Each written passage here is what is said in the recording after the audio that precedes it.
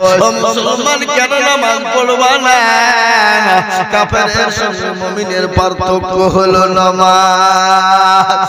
কেমন করে ঘুমাও তুমি ফজর করে কাজা, এমন তো হতে পারে জোহরে জানাজা, এমন তো হতে পারে জোহরে জানাজা।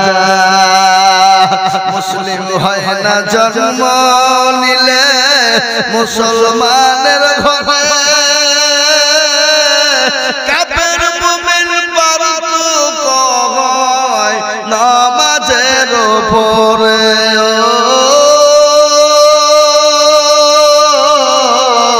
মুমিন কাফের পার্থক্য হয় সালাতের উপরে।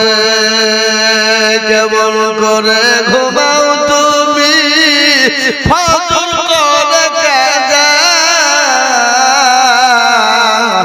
এমন তো হতে পারে জোহরে জানাজা। জোহরে জানাজা হতে পারে না, কথা কথা হতে পারে না। কোনো জীবনের গ্যারান্টি নাই, কোনো দাম নাই, কোনো মূল্য নাই। নিঃশ্বাসের বিশ্বাস নাই, চোখ দুটো যদি বন্ধ হয়ে যায়, কত বন্ধু চলে গেল, কত ভাই চলে গেল, কত মা চলে গেল, কত বাপ চলে গেল, কত চাচা চাচি চলে গেল, কত ছেলে মেয়ে চলে গেল, আমরাও কখন চলে যাব। জীবনের কোনো দাম নাই, জীবনের কোনো গ্যারান্টি নাই। আছে যেন কোনো গ্যারান্টি আছে? এই আছে, ওই না, এই এখনই বসছিল রে।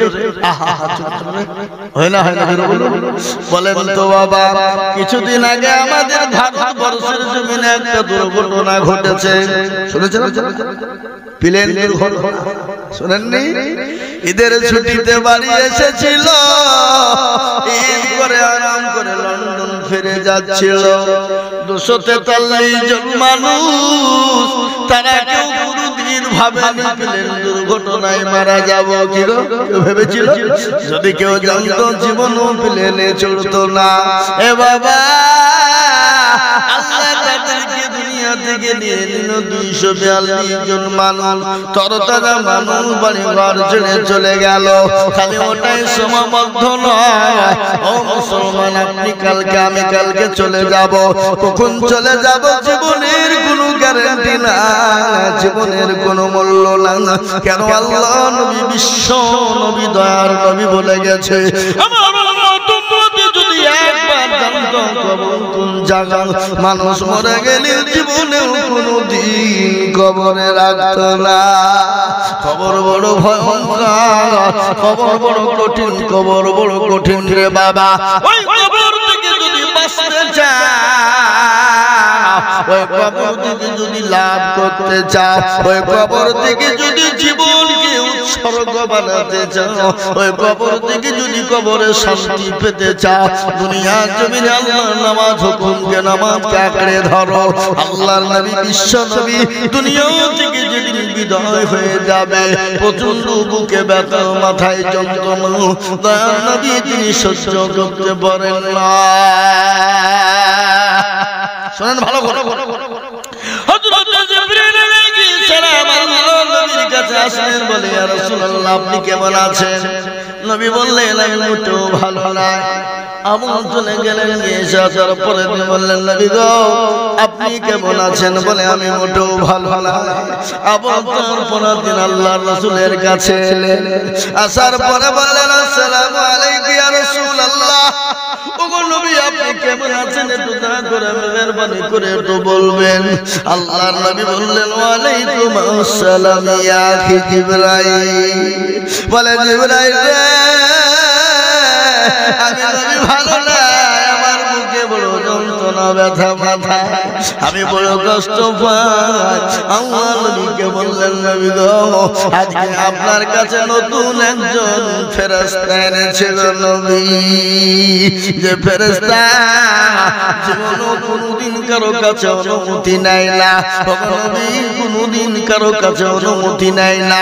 আপনি যদি হুকুম দেন সেই ফেরেশতা আপনার কাছে আসবে আর আপনি যদি অনুমতি না দেন সেই ফেরেশতা সে ফিরে চলে যাবে কিন্তু নবী গো আপনার কাছে নতুন ফেরেশতা এসেছে কিন্তু গো নবী আল্লাহ আপনার দিদারে আপনার জন্য পাগল হয়ে গেছে সুবহানাল্লাহ বলো ওগো রাসূল আপনার জন্য আল্লাহ দিদারে পাগল হয়ে গেছে ওগো নবী আপনি থাকতে দুনিয়ায় চান না আপনি আল্লাহর সঙ্গে দিদারে দেখা করতে চান বিশ্ব নবী বলেন জিবরাইল রে আমার কাছে আজরাইলকে পাঠিয়ে দাও আমি দুনিয়ার জমিনে থাকতে চাই না আমি আমার আল্লাহর সঙ্গে দিদারে দেখা করতে চাই জোরে বলুন না সুবহানাল্লাহ আর আল্লাহ এদিকে বলে দিয়েছেন যে আজরাইল চলে যাও আমার নবী যতদিন মন চাইবে দুনিয়ার জমিনে থাকতে পারবে তাকে আমি অনুমতি দিলাম কিন্তু সে যদি দুনিয়ায় থাকতে চায় থাকবে আর আমার সঙ্গে যদি দিদারে দেখা করতে চায় তাহলে তাকে আমার কাছে সহি সালামতে ফিরে আনবে কিন্তু আজরাইল শোনো আমার নবীর জান কবুল করতে গিয়ে জানে কোন রকম জানে আমার নবী জানে ও শব্দটুকু না পেয়ে যায় আমার নবী যদি কোন রকম কোন কষ্ট পেয়ে যায় আমি আজরাইল জিবরাইল তোমাকে ছেড়ে দেব না সুবহানাল্লাহ বলুন না কি মানেন নবী আমাদের সুবহানাল্লাহ বলুন আমরা কি দরজার নবী পেয়েছিলাম সুবহানাল্লাহ সুবহানাল্লাহ আমাদের ভাগ্য কত ভালো আমাদের কোন নবীর উম্মত আমরা হ্যাঁ মুসলমান বিশ্ব নবীর জন্য কবুল করার জন্য আজরাইল আলাইহিস সালাম হাজির হয়ে গেলেন নবীজির বুকের উপর হাত খানা দিলেন আল্লাহর নবী বলে আজরাইল তুমি যখন আমার বুকে হাত দিলে এই আপনারা ঘুমাচ্ছেন নাকি গো এই যে ঘুমাচ্ছেন দরুদ আল্লাহুম্মা সাল্লি আলা ঘুমাবেই না এখানে রাত কটা বাজছে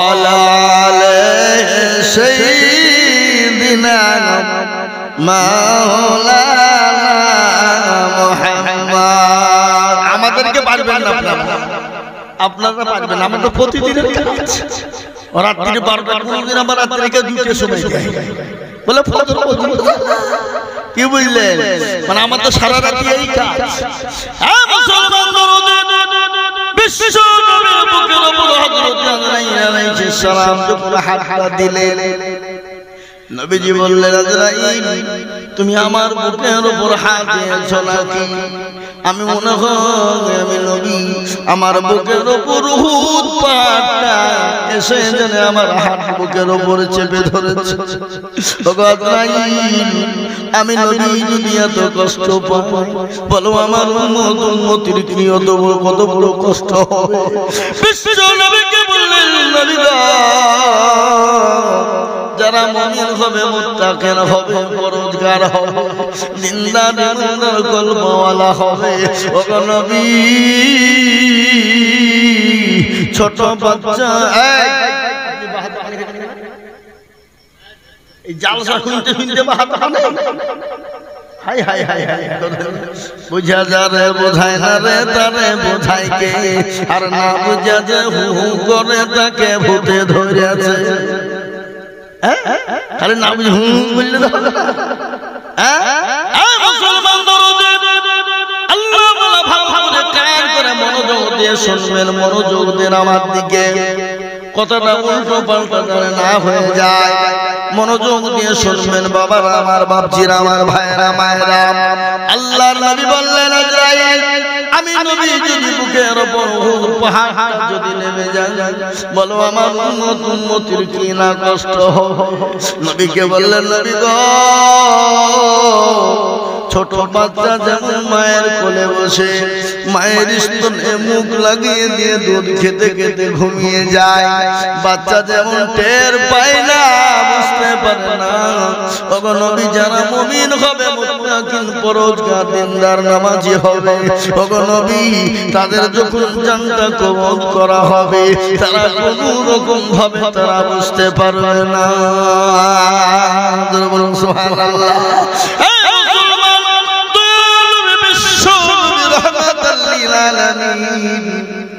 মা আয়েশা রাদিয়াল্লাহু তাআলা আনহার উপর মাথা দিয়ে শুয়ে আছেন মসজিদে নববীর ভিতরে। আল্লাহর নবী বললেন, আয়েশা এটা কোন টাইম একটু বলবা? বলে, নবী গো এটা হলো আসরের টাইম। ওরে আয়েশা আমার মাথাটা একটু মসজিদে নববীর দিকে উঠিয়ে দাও। এখানে হাজী সাহেব কেউ আছে না? নাই? আচ্ছা, কে হাজী সাহেবরা বুঝতে পারবে। মা আয়েশা রাদিয়াল্লাহু তাআলা আনহার ঘর ছিল কোন জায়গায়? মা আয়েশার ঘর কোন জায়গায় ছিল কেউ জানেন আপনারা? মসজিদে নববীর লাগু। বুঝতে পারলেন না? বিশ্ব নবী বললেন, আয়েশা আমার মাথাটা উঁচু করে দাও। নবীর মাথাটা উঁচু হয়ে গেল। মসজিদে নববীর পুরো দৃশ্য কেন নবীজি নিজে চোখে দেখলেন। দেখার পরে বললেন, আয়েশা আমার মাথাটা নিচু করে দাও। নবীজির দুই চোখের কোণ দিয়ে পানি ঝরে যায়।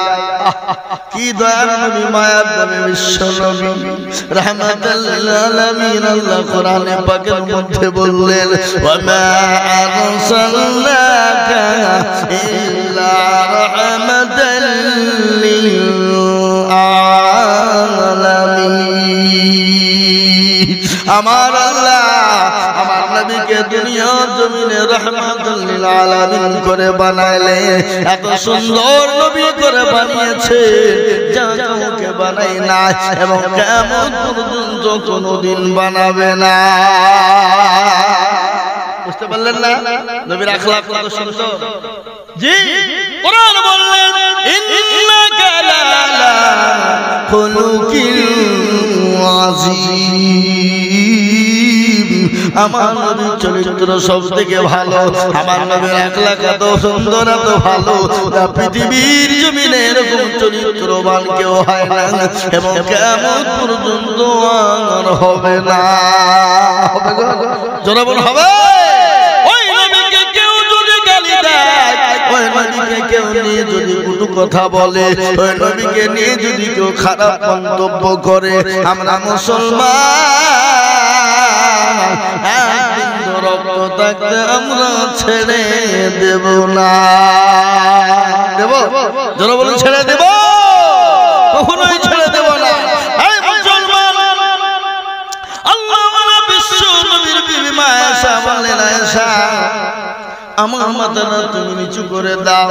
নবীজির মাথাটা নিচু হয়ে গেল। আল্লাহ নবীর দুই চোখের পানি কোন করে ঝরে যায়। বিশ্ব নবী বললেন, আয়েশা। আয়েশা বললেন, নবী গো আপনার চোখে পানি কেন একটু দয়া করে বলবে? ওগো রাসূল আপনার চোখে পানি একটু দয়া করে মেহেরবানি করে একটু না না। নবীজি বললেন, আয়েশা এই পানিটা আমার সুখের পানি, দুঃখের পানি না। বলে, নবী গো চোখের পানি আবার দুঃখের হয়। আল্লাহ নবী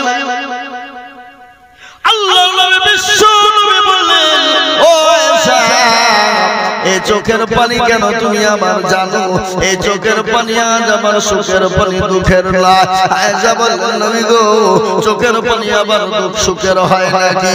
বলে, আয়েশা রে কখনো কখনো হয়ে যায়। বলে, নবী গো একটু দয়া করে শোনাবেন। বলে, শোনো দুনিয়া থেকে চলে যাব, তায়েফের ময়দান আমি তায়েফের ময়দানে রক্ত দিলাম, উহুদের প্রান্তে রক্ত দিলাম, বদরের প্রান্তে রক্ত দিলাম। আমি নবী আমার উপর এত অত্যাচার শুরু করেছে কাফির বেঈমানেরা, তায়েফের ময়দানটাকে লাল জবা ফুলের মতন বানিয়ে দিয়েছে। খালি ওটাই না, আয়েশা রে আমাকে নিজের জন্মভূমি ত্যাগ করে মক্কা ছেড়ে মদিনার পথে যেতে হয়েছে। দেখো প্যারা নবী মক্কা ছেড়ে মদিনা গিয়েছে না যায় না জোরে বলুন আছে গজল আছে আল্লাহর কাছে গজল কি দয়ার নবী মক্কা ছেড়ে যখন মদিনায় চলে যায় কাফের বেঈমানেরা বিশ্ব নবীর উপর অত্যাচার অত্যাচার শুরু করেছিল বুঝতে পারলেন না ও মুসলমান দরদি আমার ভাইরা আল্লাহর নবী বিশ্ব নবী দয়ার নবী রাহমাতুল লিল আলামিন ইসলামের জন্য দ্বীনের জন্য কুরআনের জন্য দ্বীনকে প্রতিষ্ঠিত করার জন্য তিনি রক্ত দিয়েছেন মার খেয়েছেন নিজের জন্মভূমি ত্যাগ করে মক্কা ছেড়ে মদিনার পথে গিয়েছেন খালি প্যারা নবীর সাহাবারা পর্যন্ত বিবিকে বিয়ে করেছেন সন্তানকে এতিম করেছেন এবং নিজের জীবন পর্যন্ত ইসলামের জন্য উৎসর্গ করে দিয়েছে আজকে আমাদেরকে ইসলামের জন্য রক্ত দিতে হয় না বিবিকে বিয়ে করতে হয় না সন্তানকে এতিম করতে হয় না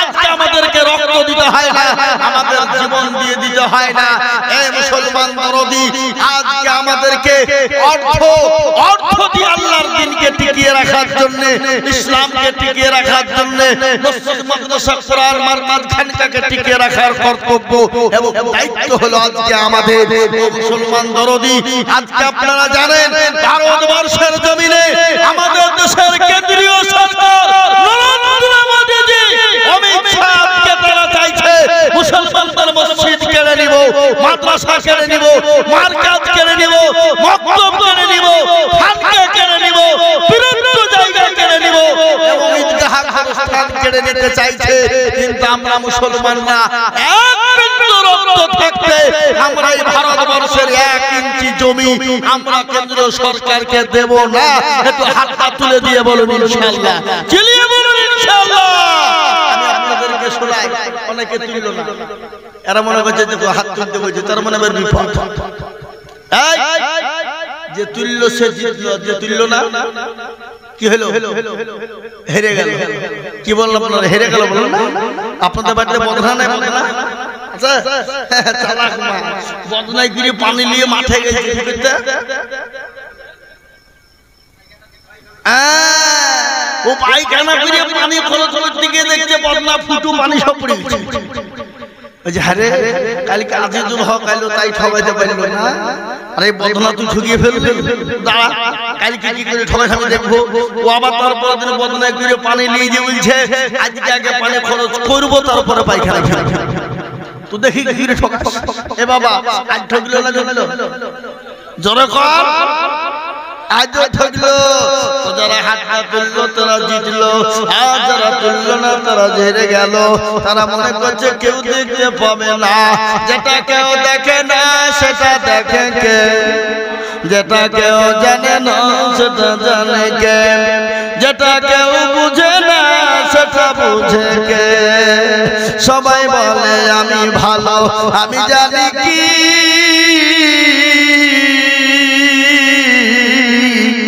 আমার মনের গোপন খবর জানে আল্লাহ জি আল্লাহতে আধারে নির্জনেতে কথা কি করেছো তুমি সব জানে সে তাহারি চোখে থেকেও যাবে না পাখি আমি জানি কি মুসলমান সকলকে পাখি দেওয়া যাবে আমার আল্লাহকে পাখি দেওয়া যাবে না তাই আমি আবার আপনাদেরকে বলবো বাবা যতই আমাদের উপর ঝড় আসো যত আমাদের উপর অত্যাচার জুলুম হোক না কেন আমরা ভারতবর্ষের মসজিদ মাদ্রাসা মারকাজ খানকা মাত্র জমি কবরস্থান গরুস্থান ঈদগাহ আমরা 1 ইঞ্চি মাটি আমরা সরকারকে ছেড়ে দিব না আর একবার হাতটা উঁচু করে দিয়ে বলুন ইনশাআল্লাহ।